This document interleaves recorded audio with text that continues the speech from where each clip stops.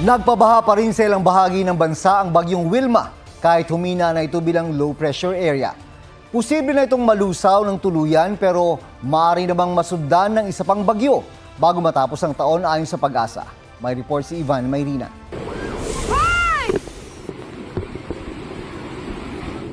Naghawak-hawak kamay ang mga residenteng yan para makatawid sa rumaragasang baha sa Balamban, Cebu.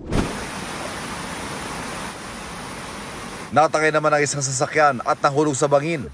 Nagalusan ang driver. Sa Trans Central Highway may mga gumuhong lupa at bato, kaya hindi pinapadaanan habang patuloy ang clearing operation.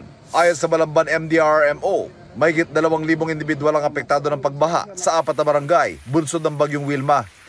Humina na at naging low pressure area na lamang ito. Pero malakas sa ulan pa rin ang ibinuhos niyan sa Nauhan, Oriental Mindoro ngayong umaga, kaya binahangin ang kalsada. May maliliit na sasakyan ng ahas tumawid, pero tumirik. Bukod sa LPA, apektado rin ang shear line ng ibang bahagi ng bansa tulad ng Bicol Region. Sa Viga, Catanduanes, walang humpay ang ulan kaya umapaw ang isang spillway at nagpabaha sa Barangay Santa Rosa. Sa Barangay Dugitoon, nasira naman ang isang spillway. Sa datos ng NDRMC, halos 58,000 pamilya, katumbas ang 130,000 tao ang apektado ng bagyong Wilma at shear line. Ayon sa Pag-asa, ang bagyong Wilma ay ika-23 bagyo ngayong taon at posibleng hindi pa yan ang huli. Posibleng may isa pa po bago po magtapos itong taon, which is above average po dun sa bilang bagyo na natatanggap natin ng mga around 19 to 20 tropical cyclones a year. Mas marami raw sa karaniwan ang bilang ng mga bagyo dahil sa short-lived La Nina na umiiral mula pa noong Agosto. Ibig sabihin mas marami ang bagyo na posibleng mabuo dahil sa pag-init ng temperatura ng dagat malapit sa Pilipinas.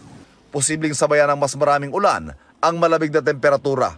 Mas tumataas po yung tsansa ng ating pagkakaroon ng ulan at maaari pa rin to ay magpatuloy hanggang at least first half po ng February.